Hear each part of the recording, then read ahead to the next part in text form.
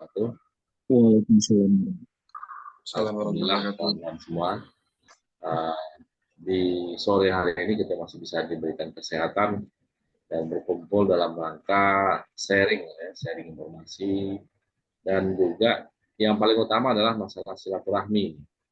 Ada yang dari Qatar, gitu ya, ada yang dari Jogja, ada yang dari Pram di mana Pram? Muklis, ada Tangerang, gitu. Juga ada yang dari Bandung, ya. Zaid sama Kang Zaki di Bandung. Nah, itu tidak lupa kita mengucapkan syukur kepada Allah Subhanahu Wa Taala atas rahmat dan nikmatnya, sehingga sharing session kita pada sore hari ini mudah-mudahan bisa berjalan dengan baik dan lancar, dan juga kepada Mas Zaid ada slide yang mau ditampilkan atau gimana Om Zaid?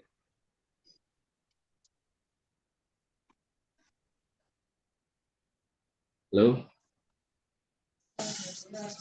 Ya, belum umur. Nggak ada slide sih, kita ngobrol-ngobrol aja lah ya. Oke, boleh, silakan. Adi Hartono kok nggak ajak join nih, Adi Hartono nih? Wah, itu tuh tandemnya nih. Silakan Om Zaid nih, dipersilakan waktu dan layarnya untuk memberikan sharing atau pengalaman ya. Gimana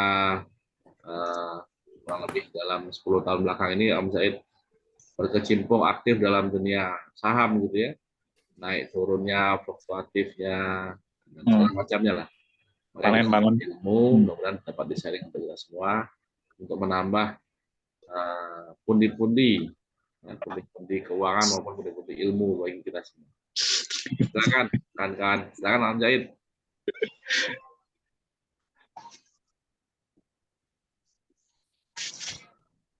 Oke. Assalamualaikum warahmatullahi wabarakatuh. Semangat pagi. Waduh, pagi. Gue jadi gak enak nih. Kok di mana ini, Mas? Di kantor aja ya. Alhamdulillah bisa silaturahmi lagi ya setelah berapa tahun ya kita kuliah ya? 15 tahun lebih ya? 2006 ya. 20 tahun yang lalu kita masuk kuliah. Luar biasa. Tak berasa ya begitu cepat. Harusnya kalau kita nikah di Telkomsel aja aku hampir 15 tahun nih sekarang. Alhamdulillah, dulu aku pertama masuk Astra kayak bareng Zaki juga. Nggak sengaja juga sih. Zaki dulu Astra apa ya, Zak? Aku sama Evan dulu, sama Evan Diptam aku ditemin, aku pindah ke Daihatsu. Nah di Daihatsu kita bareng. Oh, pernah pindah ke Daihatsu juga? Pernah gua di Daihatsu. Iya, terus di Astra itu kan ada basic ABMP ya, Astra Basic Management Program. Ketemu teman-temannya Evan juga tuh, junior Evan, si Alfa Romeo. Oh, Alfa Romeo ya, tahu. Alfa Romeo sekarang di Citibank kalau nggak salah. Citibank deh ya, ke bank deh. Terus si ini siapa tuh namanya tuh? Lupa gue. Sekarang dia di Pertamina juga. Kan kuliah S2 di Jerman, anak ITB. Banyak kan kalau lihat anak-anak ITB nggak pada betah di Astra ya, karena kerja beneran di sana. Kerja sampai pagi gitu. Terus nggak sengaja ini ya, ada job fair di UI ya, masukin CV aja sih. Kebetulan di ADM aku tuh sebenarnya nggak lulus probation, Pan. Nggak lulus probation, terus apply di ini di Indomobil juga di Hino, keterima di situ, terus baru sebulan ditelepon, gue tanya sama Pak, Pak, gue ambil nggak ya? Gitu dia bilang, ambil aja. Akhirnya aku ambil ke Telkomsel gitu ya.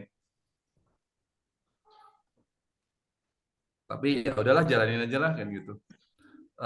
Lumayan di kota kerjanya kan gitu. Kalau di mobil di Purwakarta, gue di pabrik jauh dari peradaban.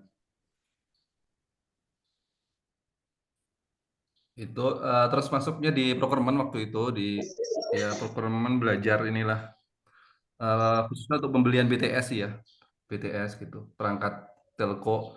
Itu tempat kerjanya itu tuh almarhum Dimas. Dimas tuh Ericsson.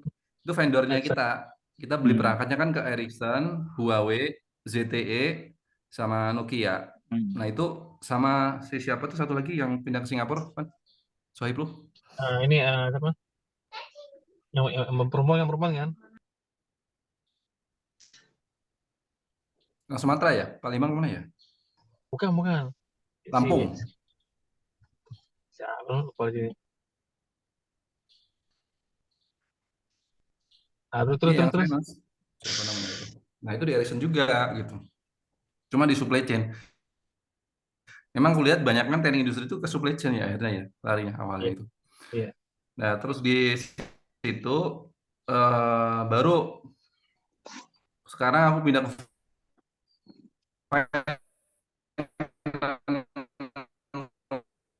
waktu itu ada di open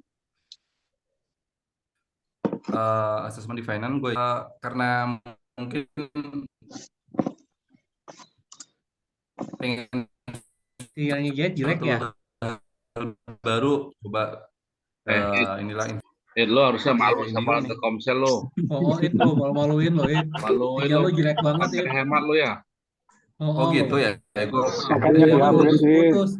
Editnya belum Telkomsel diisi. Jam, masuk jam putus gitu. pengadaan BTS lo. Editnya belum diisi.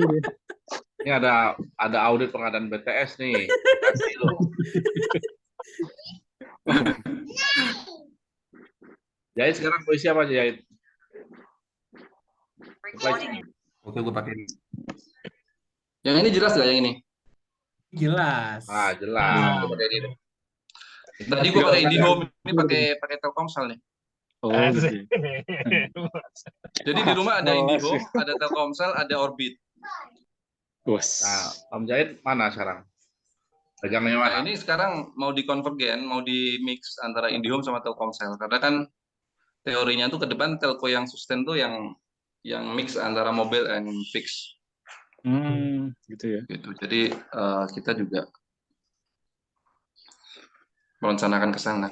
Jadi perkembangannya Nah, habis dari procurement, nah itu karena aku ikut kelas saham gitu ya, coba belajar hal baru, terus akhirnya waktu interview, jadi inilah kita jadi belajar banyak hal terkait dengan finance kan. Dulu juga sebenarnya kita dapat sedikit finance ya di teknik industri, jadi ya kita aku lebih tertarik di situ, terus makanya waktu interview VP-nya itu senang ngobrol sama aku gitu loh.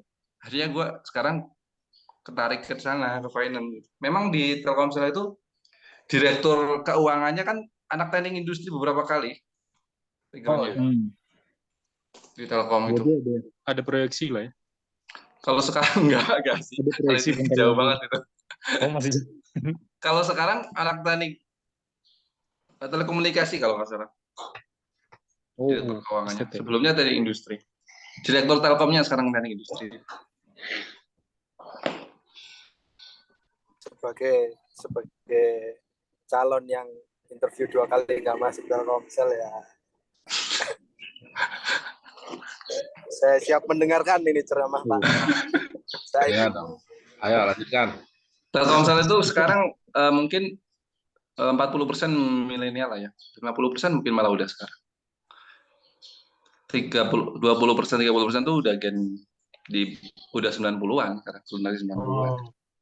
Jadi sekarang itu Telkomsel aku lihat yang masanya itu masa 80-an yang naik. Milenial ya. VP aja banyak yang generasi 80-an sekarang udah di Telkomsel.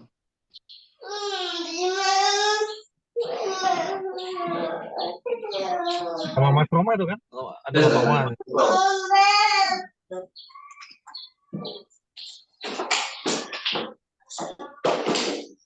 Iya. Jahit 80-an itu udah pada Itu kembar 2 kali atau 3 kali aku lupa. Dia kembar terus soal anaknya. Itu kembar berapa ya? 2, 3? Iya, 2 kali. Kembar 2 kali. Berarti 5 ya anak ya. 4. 6. Oh 6. Masya Allah, tabarakallah. Ngeri. Banyak rezeki nih. Lanjut Tadi sampai lo belajar saham tadi kan? Terus, Nah, kalau saham aku lihat sih sebenarnya ini opportunity buat kita semuanya sih. Karena kan kalau jadi investor di saham itu sebenarnya nggak ada pensiunnya gitu kan. Sampai kita tua pun masih bisa. Itu yang maksudku ini opportunity yang bagus buat kita semuanya supaya bisa ikut menikmati pertumbuhan ekonomi di sini di Indonesia. Karena memang aku meyakini ya bahwa pertumbuhan kapitalisasi di IDX ini itu akan seiring dengan pertumbuhan ekonomi di Indonesia. Walaupun mungkin sekarang kapitalisasinya sekitar berapa ya? Aku nggak monitor lagi, sekitar 1.000 triliun mungkin ya. oke. Artinya masih banyak perusahaan-perusahaan di luar yang besar yang belum masuk ke bursa. Semakin banyak perusahaan yang masuk ke bursa kan semakin menggambarkan kondisi perekonomian Indonesia kan. Nah, benar. Jadi pertumbuhan ekonomi yang dinikmati oleh para kapitalis, kita harus ikut menikmatinya gitu. Siap. Nah, gimana nih, Ustaz Evan gimana? Benar nggak tuh? Masalah saham. Saham tuh haram atau enggak sebenarnya? Ya, Larinya. kalau Kan saham tadi wah. saham itu kan sebenarnya kepemilikan apa sih? Kepemilikan di perusahaan kan kita. Kalau kita memiliki saham, kita ikut memiliki perusahaan. Secara teori gitu aja. Jadi ya haram dan halal itu ya tergantung perusahaannya beroperasi di bidang apa kan gitu salah satunya. Kalau menurutku sih. Kalau misalnya BLBI itu dia memproduksi berhinikan gitu ya itu mungkin bagi yang muslim haram. Kalau bank kan ada bank syariah juga, bank syariah Indonesia BSI sama bank BSI, ya. bank apa tuh BTPS itu juga bagus yang syariah. Itu kalau yang Islam yang lebih kanan lagi. Kalau Islam yang tengah sebenarnya juga bank itu haram apa halal sih kan gitu. Zaman Nabi soalnya kan belum ada bank gitu. Sebagian ada yang menghalalkan juga kan. Tapi kalau pengen lebih berhati-hati ya pakai bank syariah aja. Bank syariah ada optionnya. Oke. Kalau ngomongin telco sekarang kan Indosat, XL, Telkomsel, Smartfren gitu kan. Mereka udah pada merger kan, Tri sama Indosat kemarin gitu, Axis sama XL udah kan gitu. Memang kalau dari sisi pertumbuhan Telkomsel termasuk ketinggalan sekarang itu. Sekarang tuh Telkomsel under pressure karena Telkomsel coverage-nya kan udah sangat mature ya, udah hampir seluruh Indonesia. Sementara Indosat XL kan belum. Jadi buat mereka itu masih ada lahan-lahan kosong yang bisa mereka bangun. Artinya itu sebagai source of growth-nya mereka. Sementara kita kan udah penuh semuanya. Kemudian juga kita ada namanya kalau di telekomunikasi itu service legacy, yaitu SMS sama voice. Itu porsi di Telkomsel masih besar 20% itu yang setiap tahun turun seperempatnya 20-an%. Gitu. Jadi kita terbebani itu. Yang tumbuh itu apa ya? Yang tumbuh ya data, kuota data itu, broadband itu yang tumbuh. Tapi pertumbuhan broadband kita udah terbatas. Jadi udah ikut GDP lah. Kalau menurut saya sih telco sekarang ini. GDP ikut 4% ya Telkomsel paling ikut 4%. Makanya Telkom sebenarnya pengen menciptakan source of growth yang baru, bisnis baru. Eksplorasi di bisnis digital kita menciptakan ini kan. Kemarin kan ada Indico. Indico itu suatu entitas sendiri di bawah Telkomsel yang dia ingin berbisnis digital gitu. Itu menciptakan perusahaan-perusahaan baru, Blues namanya, seperti Vita. Vita itu buat ini apa? Lifestyle gitu, healthy lifestyle. Bisa misalnya teman-teman ada program diet, program kesehatan tuh bisa download aplikasi Vita. Itu ada personal trainernya di situ, ada konsultannya di situ, program-programnya. Terus ada yang education-nya itu Kunci kan, yang kemarin launching mini MBA ITB, nah itu tuh salah duanya. Kemudian yang ketiga itu Majamojo itu gaming. Majamojo sebenarnya pengen mengikuti PT Garena. Garena itu kan perusahaannya si grup yang sukses ya. Jadi bakar-bakar duitnya Shopee itu dari Garena sebenarnya. Kemudian yang keempat nanti mau ciptakan yang video, platform video. Kita kan punya Maxstream. Maxstream tuh ya buat nyaingi Netflix tadinya kan gitu. Cuman waktu itu kita sebenarnya pengen ngelebur dengan videonya MTech. Kan video MTech jauh lebih besar ya.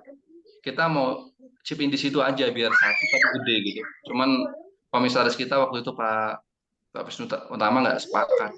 Dia sukanya kan punya mainan lah gitu kan. Kalau akhirnya ya udah kita akhirnya punya mainan sendiri lah walaupun memang bakar uang kan.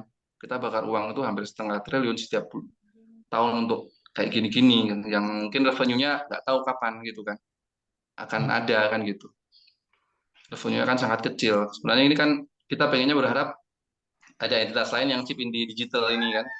Cuman aku yakin kan sekarang supply of capital kan sangat terbatas ya. Tightening kan sekarang kan setelah easing sekarang tightening kan gitu. Jadi udah kering gitu loh. Modal di pasar itu sekarang untuk nyari investor udah sangat susah gitu. Untuk bakar-bakar uang. Kalau dulu valuasi masih berdasarkan MAU, berdasarkan subscriber gitu. Sekarang udah berdasarkan revenue. Next 12 month revenue gitu. Udah sangat konkret harapan ekspektasi dari investor gitu loh. Itu satu yang pingin kita ini. Yang kedua itu adalah fixed broadband. Fixed broadband itu yang rumah-rumah itu, IndiHome itu. Makanya IndiHome dikasih ke Telkomsel depannya. Karena itu di Indonesia kan penetrasinya masih sangat rendah, baru 14%. Jadi ruang tumbuhnya itu masih tinggi, masih besar. Harapannya dari situ. Kemudian kalau dari Telkomnya sih data center. IndiHome dikasih ke Telkomsel kan, di Telkomsel ada kepemilikan Singtel juga ya. Jadi Singtel mungkin nanti ada trade off sama Singtel. Singtel mungkin nanti masuk ke data centernya Telkom atau mereka store modal lagi di Telkomsel biar nggak terdilusi. Kepemilikannya kan 35% Singtel di Telkomsel.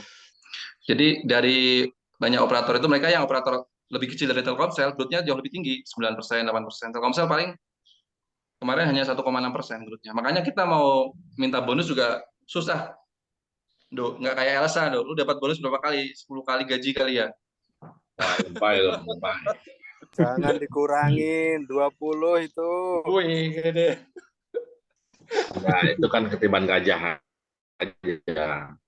Ini yang bagus, yang menarik ini adalah tadi lu bilang untuk bakar uang 500 M itu biasa aja. Lah kita kalau di BUMN kan nggak bisa. Emang Telkomsel bukan BUMN, kan BUMN. Ya, Telkomsel juga aman gitu ya. salah satu anak perusahaan BUMN. Kita yang jelas kan kita roadmap-nya jelas ya, gitu loh. Kayak termasuk investasi GoTo kemarin kan. Iya. GoTo kalau GoTo sampai sekarang harganya 200 perakan. Itu mungkin kita udah floating loss-nya 4 triliun GoTo itu. Ya, cuman kan sebenarnya kita investasi GoTo itu menurutku ada reasoning-nya kan. Jadi kita pengen masuk ekosistemnya GoTo gitu loh. Itu bedanya venture capital sama corporate venture capital. Kalau venture capital murni itu hanya mengejar valuasi kan, mengejar untung dari selisih valuasi ketika dia masuk sama ketika sekarang current-nya di market udah berapa valuasinya. Tapi kalau corporate venture capital itu adalah ngejar sinerginya, nilai sinerginya. Jadi service-nya Telkomsel itu bisa masuk ke GoTo sama Tokopedia. Gitu. Jadi kita jualan ke mereka, nilainya berapa? Nah itu harus dibuktikan oleh manajemen Telkom untuk di DPR gitu kan. Ini loh kita jualan ke ekosistemnya GoTo itu senilai sekian triliun misalnya gitu, lebih besar daripada loss-nya kita. Toh loss-nya juga belum direalisasi. Emang lebih besar aktualnya? Ya harus dicari gimana biar lebih besar. Gong, lo percaya tadi itu Gong? Kayaknya itu baru speak lip service doang sama dia Gong. Tapi kalau misalnya kan kalau DPR kemarin kan sempat diem kan ketika saham GoTo naik kan. Naikin aja saham GoTo jadi 400. Mana ruginya bilang ke DPR kan enggak tuh naik sahamnya kan gitu. Karena gue juga sama nyemplung ke GoTo juga nggak mau cut loss, sekarang juga gantung tuh. 40% yang 40%. Waduh. Telkomsel itu masuk GoTo di harga 270 posisinya. Cuman waktu akhir tahun 2021 kita laporan keuangan Desember itu kita udah mengklaim di 375 karena ada investor lain yang masuk di harga itu. Makanya kita baseline-nya sekarang 375, makin berat kalau turun dari situ gitu. Hmm. Jadi bahan gorengan jadinya kan. Gerakin dong, Intinya gerakin atau Telkomsel ramping. tuh pengen masuk ke dunia digital gitulah intinya. Ya, ya. Banyak eksplorasi dan banyak pengorbanan juga. Berarti Kalau kita nggak masuk ke situ ya kita nggak berarti ada selain beli itu, sumber pertumbuhan. selain beli itu tuh sebenarnya tadi yang dibilangin ya kita juga nyari sinergi. Berarti selama ini sinerginya aja mungkin yang nggak diceritain ya, bahwa dalam tanda kutip ya sebenarnya ada untung lain di luar Iya. saham yang jualan itu nggak pernah di ini soalnya ya. Pernah di state Nggak juga pernah sih di sebenarnya. amplify. Oh, oke. Ya benar, memang itu bukan suatu yang seksi untuk ditulis kan. Karena biasanya wartawan kan nulis-nulis yang ini kan kontroversi kan yang ditulis kan gitu. Itu aku juga ikut ngawal project itu sebenarnya. Project kan assessment visibility-nya di kita. Untuk yang B2B kebetulan aku ngawal yang enterprise termasuk Gutu gitu. Jadi kapan butuh mau naik nih? Tapi ketika apa ya? Ketika submit visibility terus kita dalam ya kutip lagi bahwa kita lagi bakar uang itu ketika apa ya? Apa poin utamanya yang lu harus jelasin ke BOD sama BOC bahwa ya kita akan nanam angka segini tapi nggak tahu baliknya kapan, itu kira-kira yang bisa apa yang hal penting yang dicari gitu apa ya? Yang apa orang-orang kayak kita bisa paham gitu. Kalau udah bicaranya enterprise kan mungkin ya kita nggak, kalau gue ya nggak mungkin sepaham itu juga sih. Tapi kalau 500 miliar setiap tahun terus nggak tahu baliknya kapan, ngeri banget loh. Terdengar sangat mengerikan loh nih untuk perusahaan kucing cilik gitu ya. 500 miliar nih pendapatan setahun nih.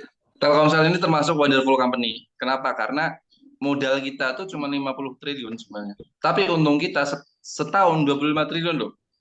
Jadi tiap 2 tahun kita balik modal sebenarnya Telkomsel itu. 2 tahun balik modal Telkomsel. Tapi duitnya kan langsung diambil sama shareholder kan. Nah, sama Singtel, sama Telkom gitu loh. Carry lagi gitu. Langsung diambil gitu. Makanya kita nggak sempat gede. Harusnya kita udah invest di mana-mana dengan duit itu gitu loh. Ya itu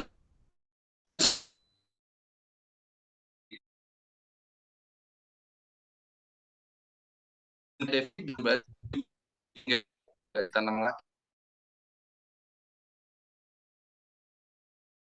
kan supaya bisa berkembang bisnisnya kan gitu. Valuasinya makin besar karena valuasi cita-cita Telkomsel itu valuasinya 1.000 triliun. Sekarang tuh masih mungkin kalau 50 multiple 7 berarti ya 350 triliun lah. Oh. Kalau valuasinya gini, pendekatannya. Jadi pendekatannya selain cash flow, juga pendekatan valuasi di 3 tahun ke depan misalnya. Itu kan disimulasikan kan 3 tahun atau 5 tahun ke depan dengan benchmark valuation di market dengan bisnis sejenis itu berapa kali sih gitu kan multiple-nya. Nah itu jadi salah satu pertimbangan gitu. Cuman menurutku fase itu kan sekarang udah redup ya. Udah telat menurutku sih kalau ngandarin valuasi sekarang ini. Tapi itu aku lihat manajemen Indigo engagement-nya ke komisaris bagus sih. Jadi tetap dapat support. Sebenarnya aku dulu kemarin juga diminta ke sana. Cuman aku tanya sama bosku kan gimana, pindah sana nggak? Dia bilang nanti dulu lah, nggak usah. Karena kita nggak tahu nanti di route-nya ganti masih komit nggak dengan program ini kan. Kalau di BUMN kan gitu.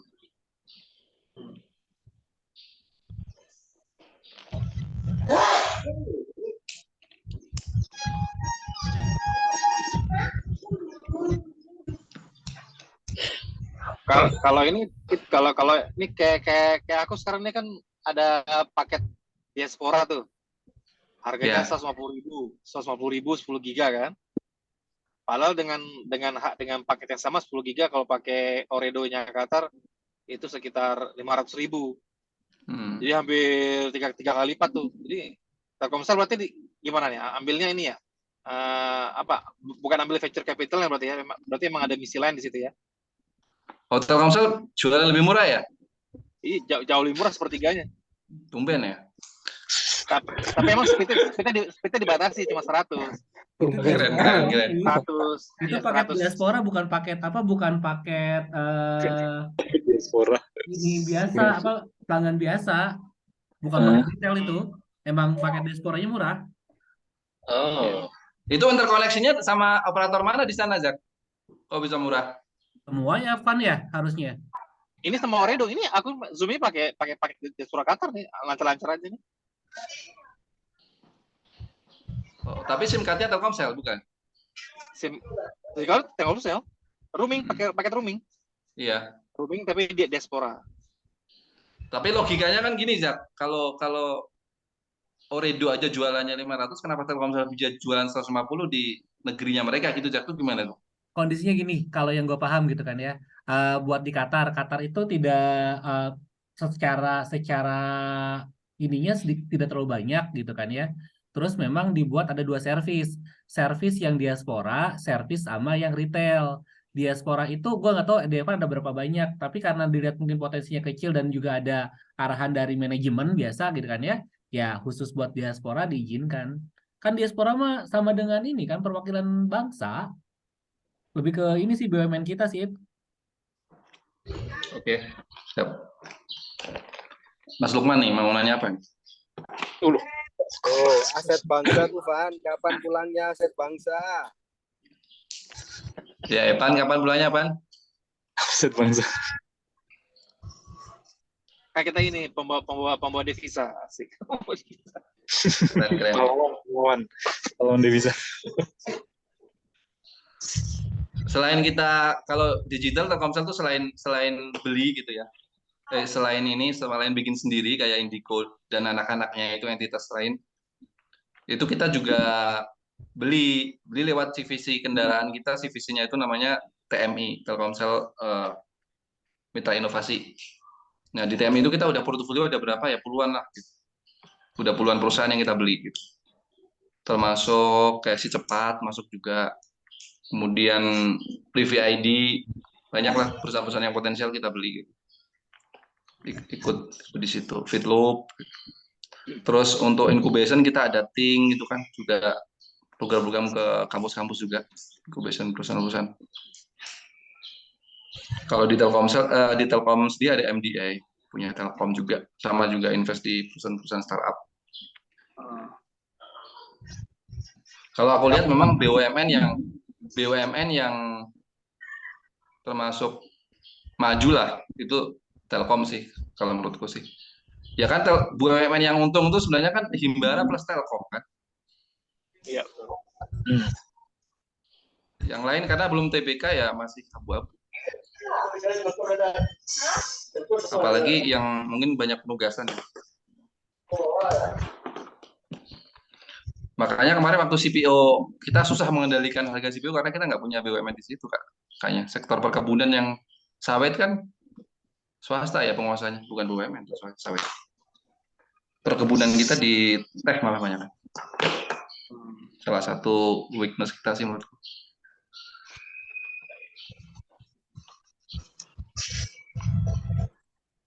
Tapi itu kalau semua investasi itu tetap ada di laporan rugi laba berarti ya? Semuanya ada ya? Iya, ada. Cuman masuknya ini mungkin pendapatan lain-lain karena kita bukan perusahaan investasi. Pendapatan lain.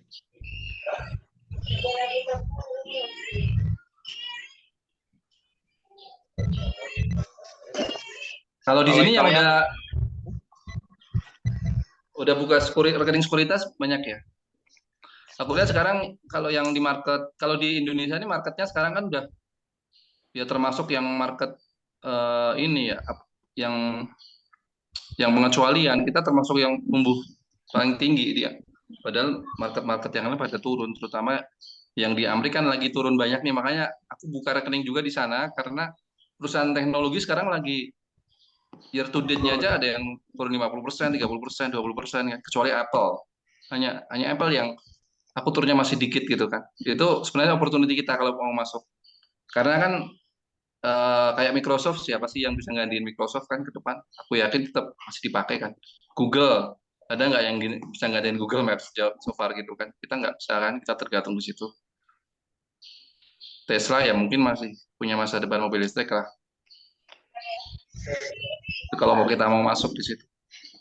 berarti ekspektasinya dapat pembagian laba gitu ya maksudnya ya? Kalau Ada kita dua berdua. sebenarnya kalau di saham, satu pembagian laba lewat dividen, mekanisme dividen, sama yang pertumbuhan perusahaan itu sendiri. Pertumbuhan perusahaan itu kan dicerminkan oleh harga saham, capital gain kita dapatnya kan gitu.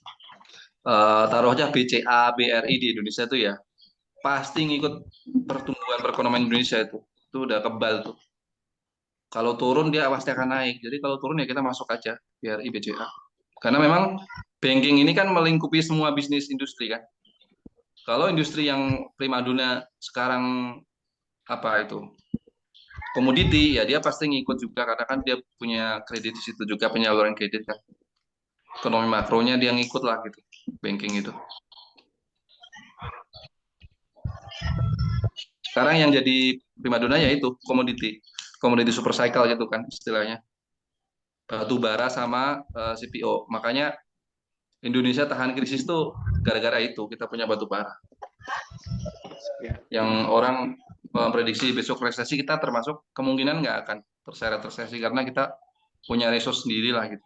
Dan ketergantungan kita pada ekspor kan kecil juga. Nggak terlalu terintegrated terhadap ekonomi global gitu. Kalau ekonomi ngomong. Dan starting suku bunga kita tuh udah rendah gitu. Kan di 3%-an dulu bunganya. Jadi masih ada ruang untuk menaikkan, ruangnya cukup lebar gitu. Rupiah kan termasuk bertahan kemarin kan. Itu termasuk yang padahal BI belum menaikkan waktu itu kan. Karena kita memang punya komoditi ekspor yang lagi naik daun. Energi itu. Itu yang membuat rupiah bertahan. Dan memang yang Jokowi ini kan pro ini kan, pro market real kan dia. Makanya nggak suka naikin suku bunga sebenarnya.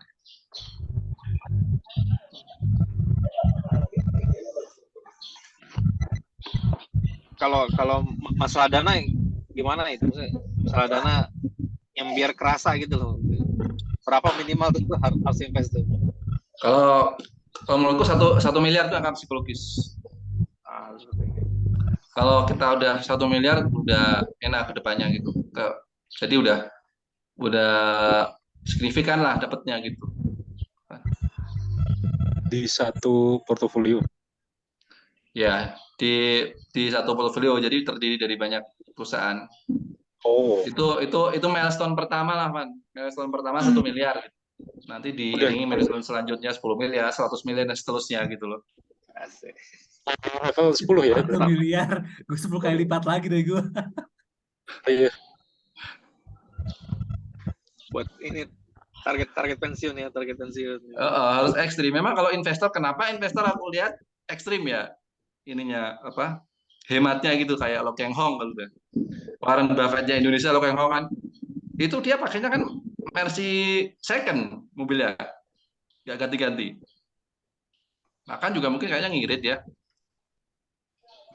Demi Anti flexing lah kalau investor tuh aku lihat memang dia fokusnya kan kepuasan dia ketika melihat portofolio dia tumbuh gitu loh. Tapi kan jadi investor kan bosen ya. Kayak gitu aja nggak gerak-gerak, akhirnya harus punya aktivitas. Harus punya hobi lah, naik gunung apa gitu. Nah, ini kayaknya mulai tertarik nih kawan-kawan masalah saham.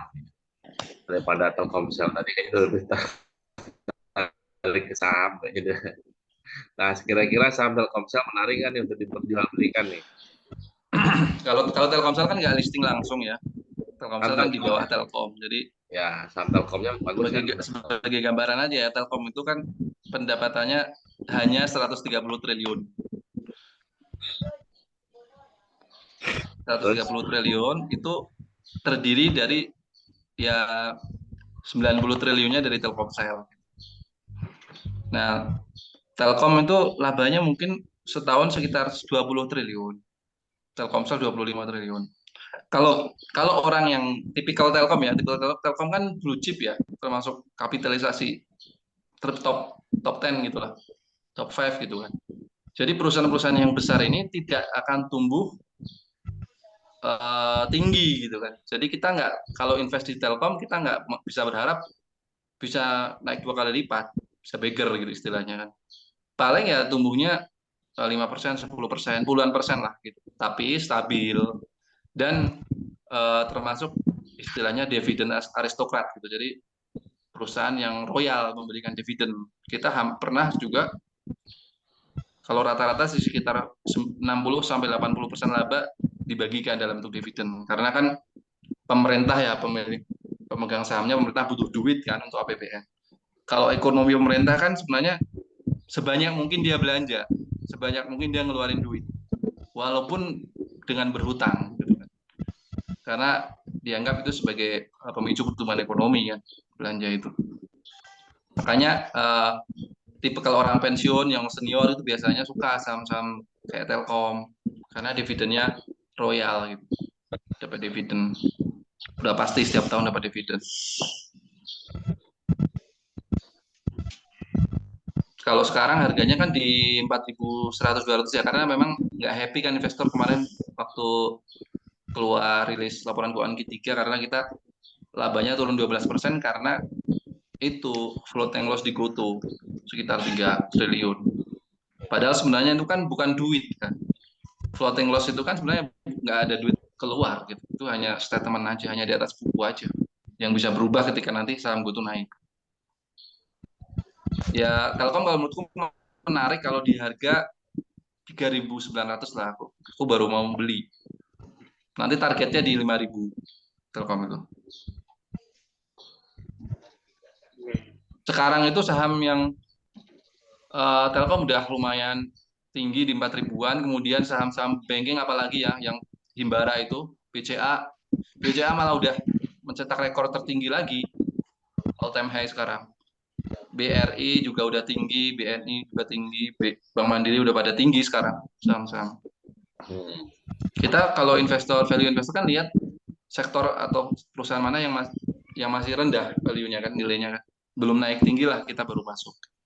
Yang belum naik tinggi kan konsumer ya. Konsumer kan udah terkoreksi ketika momen COVID ya. Ya, makanya belum naik tinggi ya. Itu orang banyak rekomendasiin konsumer, harapannya kita dapat setup-nya kan, upside-nya kita dapatkan. Contohnya apa tuh? Konsumer itu ada ini kan Indofood SCBP, Mayora, terus Ultra Jaya gitu kan.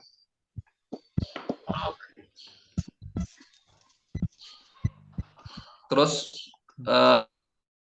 lagi juga yang sektor batubara apalagi itu udah berkali-kali lipat kan. Yang dulu 2.000 sekarang udah 6.000 harganya kan udah 3 kali lipat. Nah, bayangin kalau kita naruh duit 100 juta di situ tuh. Udah 300 juta sekarang tuh. Dalam waktu Berarti ketemunya telat ini ya. Belum dividen.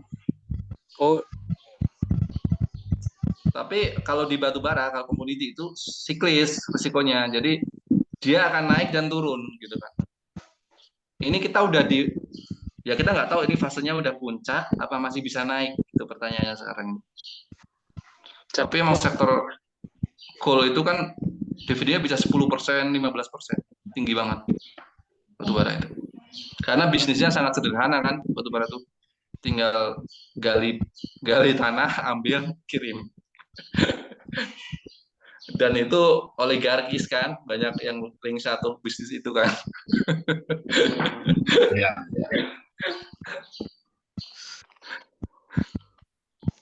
Mantap nih. Terlambat Agung nih, Gung. Harusnya kemarin buka sesi yuk.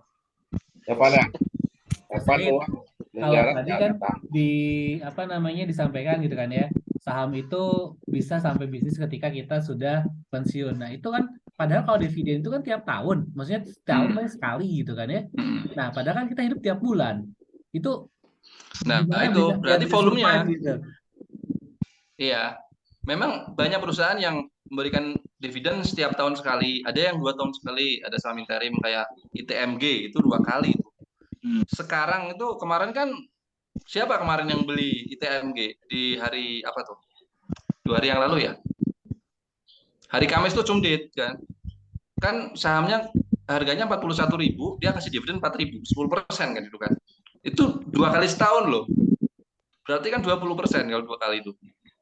Nah, 20% misalnya kita katakanlah living cost kita 10 juta sebulan gitu. Berarti butuh 120 juta kan. Kalau 20 juta berarti kita butuh 1,2 miliar gitu kan. di saham. Gitu Zak. Jadi ya kita lihat volumenya mainnya kan gitu.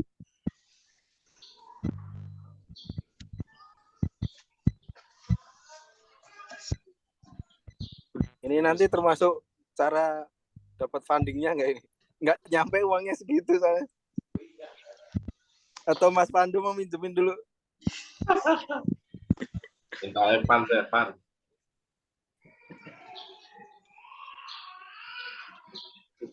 Proses lah itu apa kan nabung gitu kan lama-lama banyak.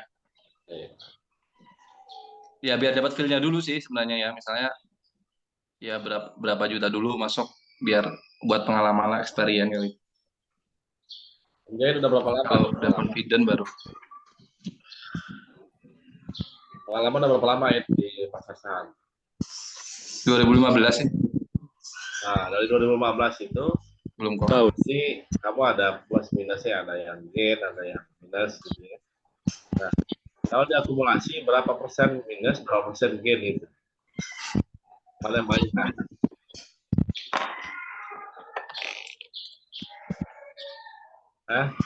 Mana yang banyak antara persen menang atau kalah? Loss atau gain?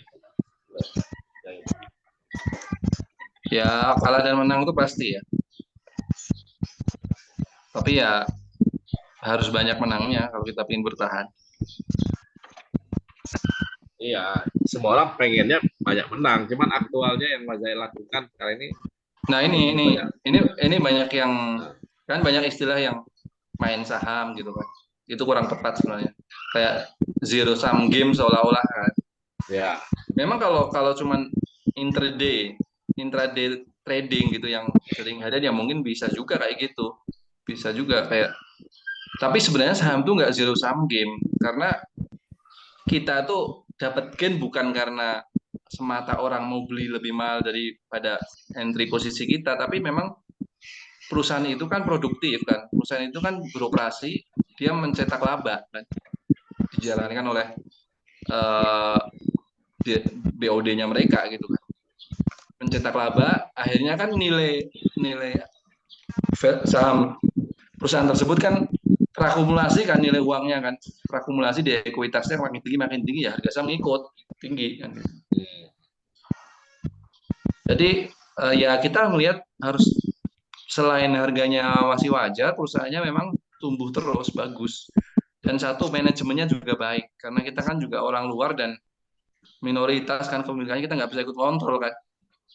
Jadi kita harus lihat track record manajemen, contoh track record yang nggak bagus manajemennya kayak Bakri itu dianggap nggak bagus, banyak penipuan kan laporan keuangannya, kemudian Lipo gitu kan termasuk yang kurang respect kan market kan, yang masih respect market tuh kayak Astra dan turunannya, para keturunan Astra yang Om William dan anak-anaknya itu udah respect ya, kayak Astra, kemudian UNTR, kemudian Adaro itu kan juga kan anak-anaknya Astra itu kan yang bikin, kemudian Saratoga yang dimiliki oleh Saratoga, TBG, kemudian Merdeka Cooper. Nah, itu perusahaan-perusahaan orang percaya. Terus Sido muncul itu kan juga di rootnya kayaknya bisa dipercaya lah, orangnya baik kan. Salim itu juga itu ya dia bagi dividen terus tiap tahun. Kadang kita aneh juga ya kalau ada perusahaan yang udah mature gitu ya, puluhan tahun beroperasi tapi nggak pernah bagi dividen, duitnya kemana coba? Kan mekanisme menyalurkan uang ke pemilik perusahaan kan hanya satu, dividen sebenarnya. Selain itu, kalau misalnya pemilik jadi direktur ya gaji, tantiem, bonus. Ya mungkin pemilik perusahaannya itu dia punya private company yang jadi vendornya perusahaan. Jadi dia mungkin menyalurkan uangnya lewat situ kan. Lewat expand perusahaan tersebut. Berarti nggak baik berarti pemiliknya.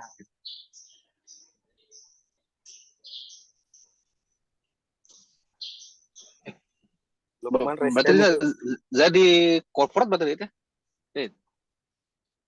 Berarti di corporate, berarti di corporate sekarang ya?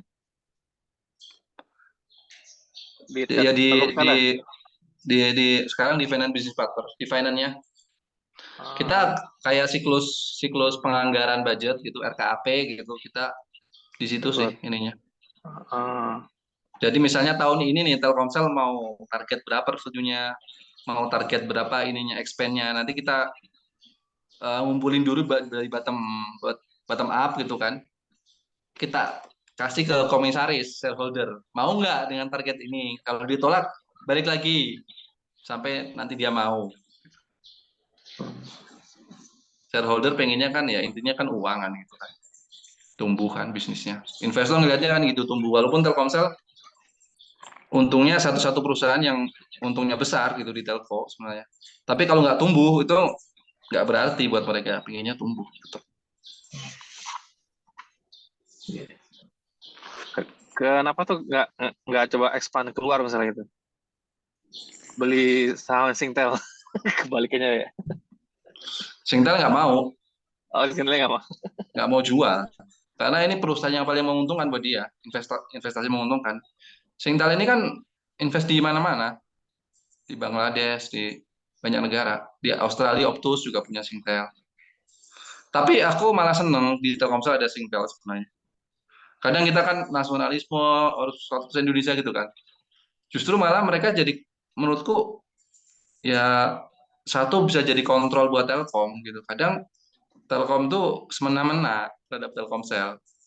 Contoh misalnya, kita kan seolah-olah sebenarnya ditelikung juga Telkomsel itu nggak boleh berbisnis macam-macam kan gitu. Kayak misalnya gedung-gedung ini kan yang bangun dari uang Telkomsel kita suruh nyewa ke mereka kan gitu. Terus backbone kita juga sewa mereka. Mereka kan bisa ngasih harga berapapun ke Telkomsel kan. Menurut pertumbuhan dia. Kalau nggak ada Singtel nggak ada yang kontrol kan. Ada Singtel mereka kan malu semena-mena. Ini nggak wajar harganya, nggak sesuai dengan market kan malu.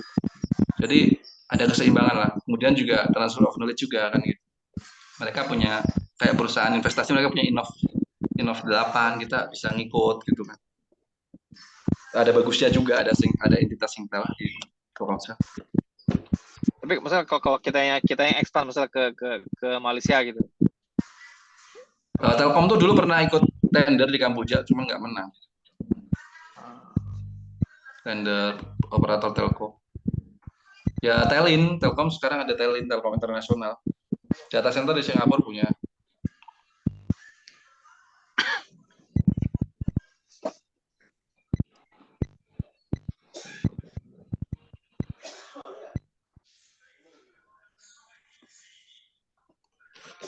Kalau Muhlis gimana Muhlis? GMF udah recovery belum?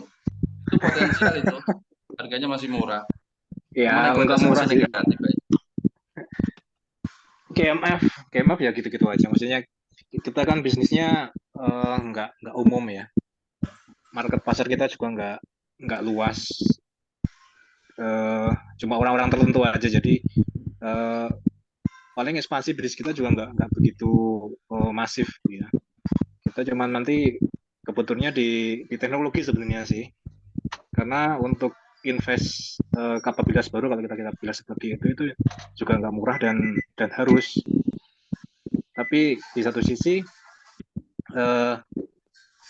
kita harus melayani orang tua gitu ya. Kita nggak bisa kemana-mana gitu. Tapi dibayar ya orang tua. Kenapa? Nah itu masalahnya Ya dibayar. Sekarang diutangi. Sama sekarang aja itu berbakti debt-nya orang tua itu kalau sampai nanti aku pensiun pun masih sisa itu, masih belum lunas ya, dengan skema sekarang gitu ya. Dengan skema kemarin itu apa namanya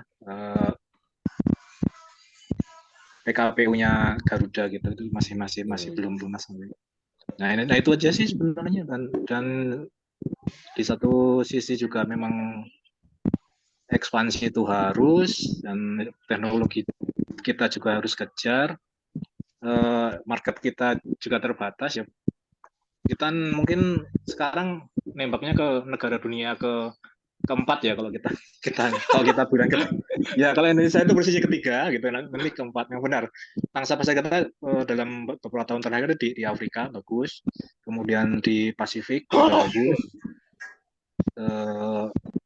Ya seperti itulah. Bahkan yang negara Timur Tengah yang berkonflik seperti Irak, Iran itu juga kemarin sempat berbisnis dengan kita, walaupun akhirnya tengah jalan dengan ada politisnya juga mereka berhenti ya begitulah dinamikanya. Yang sekarang lagi bagus digarap itu ya Afrika sama di Pasifik. Berarti ada opportunity pindah ke Afrika dong, nulis tuh. Oh, ya memang sudah beberapa divisi memang sudah ke Afrika kemarin tuh. Nulis sudah belum? Divisi engineering kita memang sudah ke mana Nigeria ada. Kemudian Ghana. sempat mau ke Pantai Gading, tapi Pantai Gading kemarin nggak jadi karena satu dan lain hal aku nggak begitu tahu karena aku kan nggak di corporate ya, aku di operasional harian gitu, jadi di produksi. Kalau tanya produksi aku lebih tahu, tapi corporate bagaimana kedepannya itu ya cuman ini aja lah, cuman tahu-tahu dari teman-teman yang di lingkaran satu gitu. Aku kan lingkaran paling luar gitu. Ya paling Nuri masih nggak Nuri di GMF? Oh, Nuri baru aja racing kemarin tahun 2021. Udah bosen kali dia. Dia yang lebih berarti tahu. Berarti gitu. GMF ini ya mungkin sekarang demand-nya udah naik banget kali ya. Penerbangan kan udah tinggi ya. Enggak. Kalau dibilang demand naik sama enggak itu agak susah. Karena gini, kita kan bisnisnya ada di shop, kemudian ada di land maintenance. Kalau land maintenance itu yang di apa namanya di bandara-bandara itu yang kelihatan orangnya itu ya, itu land maintenance itu ya memang kemarin sempat lesu karena ya penerbangan memang terkat sangat-sangat signifikan ya. Sekarang memang udah naik lagi di situ. Dan kalau di shop itu relatif sih. Kita malah kebanjiran order sih kemarin tahun 2020, 2021 itu sampai sekarang mungkin sampai tahun depan tuh hampir penuh. Ya mungkin efek dari itulah, dari banyak yang nggak terbang, mungkin aku dimasukkan aja ke shop gitu untuk reparasi gitu. Mungkin seperti itu. Ya tantangan kita ke depan ya teknologi aja sih, karena invest teknologi nggak murah sih. Apalagi teknologi juga sekarang apa namanya OEM itu ya itulah yang pegang yang produksi, katakanlah kayak GE itu kan juga masuk ke dunia MRO. Dunia MRO, kemudian mereka juga nggak lepas ininya repair-nya itu kalau kita bilang proprietary repair gitu. Jadi repair harus kembali ke OEM-nya gitu. Itu semakin banyak gitu. Nggak seperti dulu lagi. Kalau dulu kita bisa main-main di situ.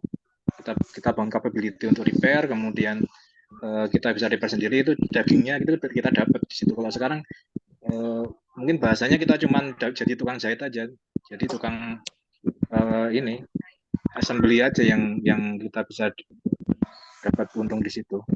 Untuk repairnya susah karena memang sebagian besar harus balik ke OEM-nya sendiri. Karena ya mungkin karena dilihatnya sama OEM-nya itu ya cukup menjanjikan lah. Kemudian seperti itulah. Kalau masalah saham ya susah juga sih. Yang dilepas Garuda ke publik kan paling cuma berapa persen? Kalau nggak salah cuma 10% lah dari total yang saham GMF itu dilepas ke publik. Jadi kalau katakanlah ada investor gede di luar itu yang mau beli itu ya kekuatannya cuma sekitar 10%. Nggak bisa ngapain gitu. Ya GMF ya. Iya.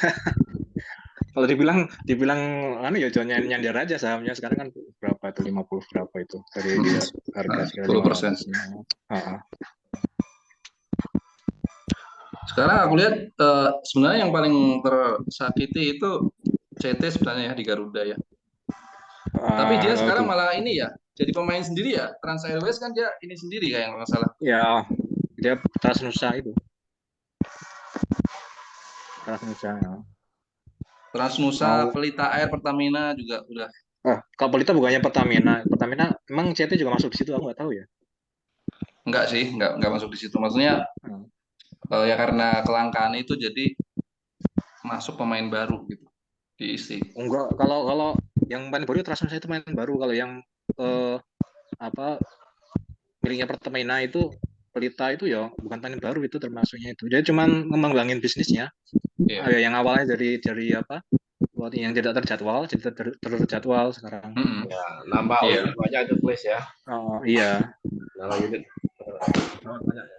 Kalau dulu cuma Bang Pandu yang bisa naik situ Naik ya. gitu kan. Sekarang sudah boleh Sekarang aku komersil juga kan. bisa gitu. Sekarang udah Bener. komersil kan.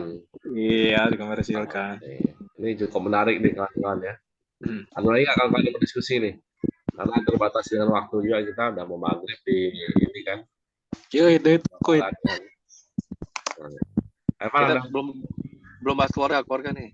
Nah, Jadi sekarang Zaid berenam sekarang ya. Berenam. Istri berapa istri?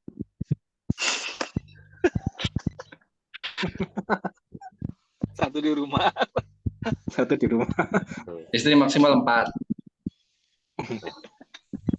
tapi yang berani cuma Satu. berani aja, itu aja. Masalahnya bukan yang nggak berani kan, masalahnya nggak berani. Apalagi si Pram, udah si FC juga sama. Ngemeng doang dia takut. Yang paling gede berapa murid paling gede? SD. Berapa apa? Kelas Berapa? Kelas 4 ya. 4 berarti tambah 11 ya. Iya.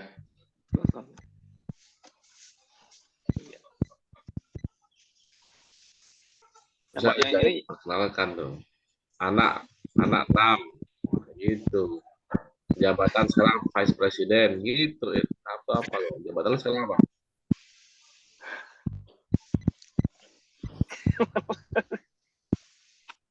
Jabatan ya karyawan biasa lah.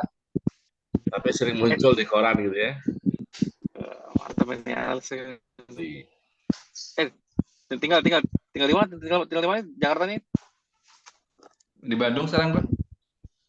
Di Bandung. Beruntung aku. Bandung ya? Iya, enaknya nggak pakai AC, jadi udah di kantor pakai AC, di rumah pakai AC kan males kan. Cari nggak pakai AC lah. Oh, jadi Telkomsel yang finance-nya di Bandung semuanya gitu. Dekat sama Telkomnya berarti ya? Enggak, di Jakarta tetap. Gue 3 hari di Jakarta, 2 hari di Bandung. Oh. Kan WFO-nya sekarang 3 hari rasionya, 2 hari WFH. Okay. Jadi kalau main ke Bandung, kos dong. Hah? Di Jakarta lu ngekos gitu. Iya. Oh. Ngekos apa ngehotel? Di Jakarta buat istri yang di Jakarta kan itu idealnya. Kita harus pakai buku lu berani.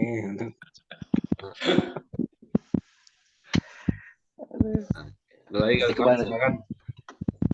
Berarti kalau ke Bandung jangan lupa main Close Zaid nih ke Bandungnya. Nah, itu cocok. Ya, main tempatku. Felix, ada yang tanya, Lik? Belum ngomong Felix sama Lukman. Itu ada lapangan tuh di dekat rumahnya saya itu. Di mana di Jatinangor? Ada danau tuh, danau. Lu di mana, In? Kota Baru Parahyangan. Tempat golf juga ada, kan kalau mau golf di sini. Oh, Parahyangan golf. Itu bagus itu. Udah cocok kan? Gua. Ayo, Bandung aja, Bandung. Berangkat kita. Jangan pakai iron 7 doang lu bisa. Ada It. Lanjut deh. Si Telik mau ngomong nih, Telik. Atau udah cukup?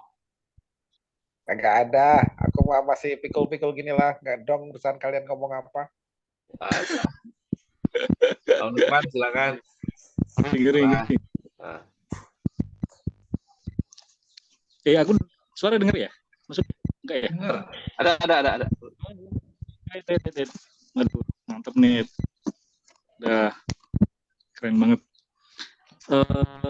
Tadi aku lihat soal ya ini. Soal yang investnya Telkomsel ya, lewat Telkom ya. Iya. Itu aku pikir keren banget sih, karena memang apa ya, bahasanya aku aja yang di pelaku sekarang usaha ya yang dimainkan ini memang ekosistem gitu. Jadi nanti kita banyak apa ya, banyak bergantung nanti sama hal-hal. Salah satunya itu GoTo sih, betul juga. apa yang produk-produk nasional kan. Kalau nggak salah ada si Cepat juga ya, si Cepat Antar Raja. Itu nanti bagian dari ekosistem orang apa ya, e-commerce ya. Kalau jual beli apa itu kan, ya mau nggak mau meskipun yang konvensional itu tetap ada, kita tetap beli di warung atau di minimarket terdekat, tapi kan via online itu aku pikir ya akan tetap eksis juga, karena dia ke depan ada omni channel kan, gabung dia kan. Di offline juga, online juga.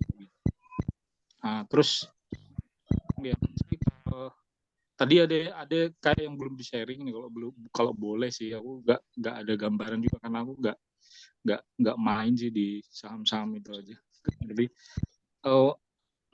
kayak gimana sih kita ngelihatnya kayak portofolio tuh yang udah ya kalau boleh lah yang udah dimilikin sekarang gitu, dan pertimbangannya apa sih kenapa kemarin beli itu gitu, atau kemudian hold itu tuh istilahnya itu ya kalau nggak salah ya, beli tahan gitu ya kalau nggak salah ya. Nah, terus kemarin sih sempat sama temen yang di BUMN juga, dia TWC ya, yang kerja sama perusahaan BUMN juga yang lain, tapi kan kaitan dengan pengelolaan heritage ya, pengelolaan nasional yang dipunyai gitu. Artinya kayak misalnya PTM, gedung yang benar agak nganggur gitu kan, nah itu gimana bisa diutilisasi naik gitu. Nah itu aku agak tentang juga gara-gara ngerti, apalagi sekarang jadi di finance gitu. Finance ini memang bener-bener powerful banget ya kalau di corporate tuh kayaknya. Maksudnya ya oke lah, ya maaf kata ya, misalnya ada orang operation, ada orang sales, itu kayaknya kalau udah apa kata orang finance itu udah kayaknya udah nggak bisa lagi. Di samping mungkin BOD apa tadi ya, BOD sama BOC-nya bilang apa gitu ya. Kok kayaknya yang sangat powerful nih di finance itu arahan aja. Bener nggak kayak gitu? Ada dua tadi ya. Yang pertama apa namanya entitasnya, perusahaannya? Kalau boleh sih share portofolio yang udah dimiliki apa aja lah. Kenapa ngambil itu? Oke. Ya memang finance itu soalnya kan jantungnya perusahaan kan Mas. Jadi kayak misalnya memang ada meaning of purpose gitu kan. Ada beyond number kan gitu kan, istilah kayak Telkomsel misalnya kan reach beyond, kemudian buka semua peluang gitu kan. Jadi Telkomsel pengen menjadi enabler bagi seluruh pelaku usaha industri di Indonesia gitu kan, untuk mendigitalisasi, untuk akses ke pasar yang lebih besar gitu. Kita menyediakan connectivity yang bagus buat mereka itu kan. Itu kan misi-misi mulia kan, mencerdaskan kehidupan bangsa gitu kan. Bagaimanapun Telkomsel kan kalau nggak ada akses internet gimana kemarin waktu COVID kan gitu kan. Kita kan ya meaning purpose-nya kan itu kan, kita berkontribusi. Tapi di balik itu pada dalamnya kan pengennya tetap gimana performance finansialnya kan gitu kan. Untungnya berapa yang ditanyakan sebenarnya gitu pada akhirnya. Growth-nya berapa kan, pendapatannya, growth EBITDA-nya, profit-nya, net income kan gitu. Pada akhirnya kan metrik-metrik keuangan itu sebenarnya yang diambil. Makanya memang ya powerful finance untuk mendrive bisnis kan gitu, karena kan target di drive oleh target finansial tersebut gitu. Banyak juga perusahaan-perusahaan yang di root-nya kan banyak yang dari keuangan, kayak dulu Garuda gitu kan. Kemudian Pak Jonan itu juga di keuangan kan background-nya kan. Karena memang ya kita ngelihat perusahaan sehat atau enggak ya dari itu kan, dari keuangan kan. Lihat aja bisnisnya bener apa enggak kan. Lihat aja dari situ. Kemudian juga aspek-aspek strategis kayak misalnya restrukturisasi, kemudian kita dapat modal dari mana, itu kan orang finance yang tahu, yang tepat funding strateginya kayak gitu. Makanya memang menurutku sih ya setiap orang tuh harus belajar finance lah kalau menurutku sih. Baik untuk di luar pekerjaan, untuk dirinya sendiri juga. Itu suatu yang penting lah menurutku sih. Terus kalau yang Porto sekarang yang kemarin aku beli Mas, aku lihat aja. Ini sih sebenarnya karena memang kalau di saham kadang kita yang orang jangka panjang setahun, 2 tahun, 3 tahun kadang Ada kayak gitu, cuman kadang kan nggak betah, pengennya kan gatel tangannya kan, pengen beli, pengen jual, pengen beli, pengen jual kan. Jadi ada adrenalinnya. Kalau aku lihat kemarin yang kan ini musim rilis laporan keuangan Q3 kan. Q3 tuh rilis kan Oktober, November ini. Aku lihat aja Q3 yang laporan keuangannya bagus, harganya masih murah, aku pasti masuk gitu aja. Jadi parameternya kayak misalnya contoh auto ya, auto. Saham auto kemarin gue masuk, nah, Astra Autopart. Gue lihat Astra Autopart ini ya, dia laba Q3 83. Earning per share-nya kan, laba per lembar saham itu Rp83. Padahal Q2 kemarin 43, berarti lebih besar kan. Sementara yang Q3 tahun lalu 37. Jadi dari kriteria itu aja dia udah bagus gitu loh. Kemudian valuasinya waktu itu masih 0,5, 0,4. Sekarang udah 0,6. PER-nya masih 6, masih murah. Ya udah aku masuk aja kan, terus naik gitu kan. Kemarin aja 5% naik kan. Aku masuk di 1.200, sekarang udah 1.500 kan.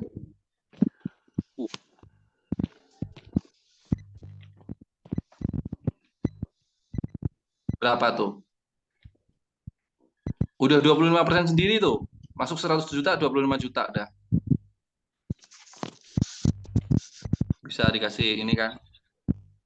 Kemudian apalagi yang lebih baik? Misalnya SMSM. Selamat Sempurna. Tuh. Tadi apa? Yang Auto. 1.200. Autopart, Astra Autopart.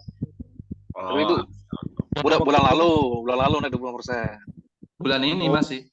Terus itu SMSM kan dia earning per share-nya Rp45. Q3 ya. Q2 itu Rp33. Sementara Q3 tahun lalu 31. Jadi dia sangat baik gitu loh kriterianya. PBV-nya tapi dia memang udah tinggi dan memang dia nggak pernah dihargai tinggi. Nggak pernah dihargai rendah karena memang kinerjanya bagus terus nih SMS-nya. SMS itu sawit ya? Komponen part juga. Sorry. MPMX juga bagus. Cuman memang dia lebih bagus dari year on year. Cuman terhadap Q2 dia nggak terlalu bagus. Kurang masih lebih rendah. Tapi aku lihat dia bagus ke MPMX. Dividennya juga gede kan. Dividennya tahun lalu Rp180, harganya 1.000 sekarang. Berarti kan 18% tuh dividennya.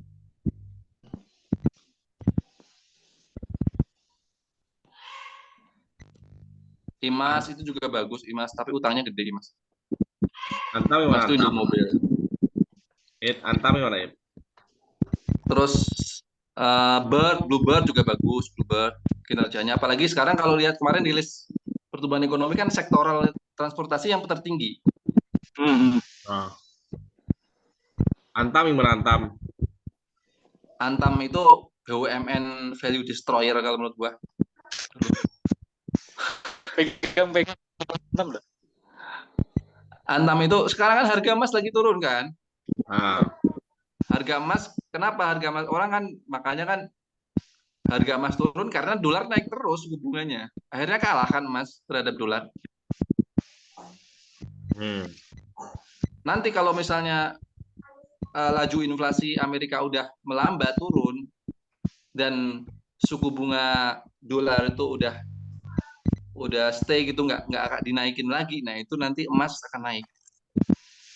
Kalau sekarang mungkin udah bisa akumulasi emas kalau mau beli emas. Aku beli emas di platformnya Antam tuh yang brankas.com. Brankas.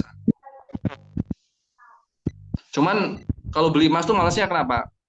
Kita beli langsung jual tuh kan langsung rugi 10% ya, berapa persen itu? Ya, tuh. Jadi harga jual harga belinya udah selisih tajam gitu loh. Iya.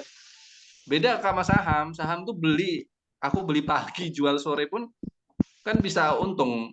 Minimal selisih dalam satu waktu itu nggak terlalu gede gitu antara jual dan belinya. Antam ini termasuk perusahaan yang nggak stabil menurutku sih. Nggak tahu manajemennya nggak bener kali. Dulu aku pernah interview di Antam. Barusan dapat penugasan itu beli pembangkit.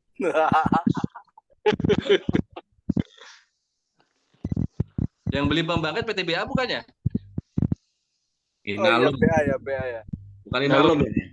Inalum. PTBA bukan? tuh suruh beli pembangkit yang sini nih, yang di Jawa, yang ujung Jawa Barat ini. Ya. Python. Tapi ya karena yang punya cash dia kan, karena kan perusahaan batu bara sekarang cashnya gede, lagi banyak duit. Ya. Tapi PTBA bagus juga sebenarnya. Aku pikir pembelian itu nggak akan terlaksana dalam waktu pendek sih, mungkin butuh 2-3 tahun ke depan. Jadi kalau mau masuk pun nggak masalah.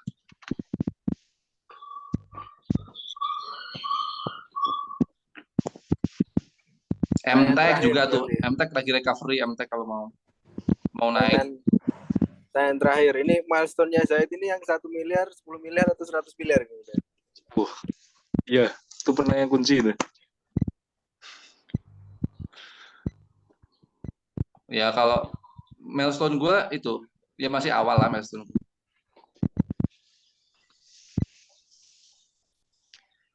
Baru 10, baru 10. Belum. Oke, kawan-kawan. Cukup ya. Udah jam 5:30 nih. Nanti kita lanjutkan sesi-sesi berikutnya. Terima kasih Mas Zaid sudah sharing session pada sore hari ini. Kawan-kawan yang sudah hadir juga tolong persiapkan diri ya. Kita berharap next meeting ini minta ke Mas Pram nih kan. Atau Mas Offline-nya Evan. kapan offline-nya ini? Offline-nya. Nah, offline-nya kapan Mas Evan pulang? Kapan lo pulang, Pan? Nah, itu tuh. Ya. Agung kan di HCM ya, Agung? Udah enggak, sekarang di insurance sekarang.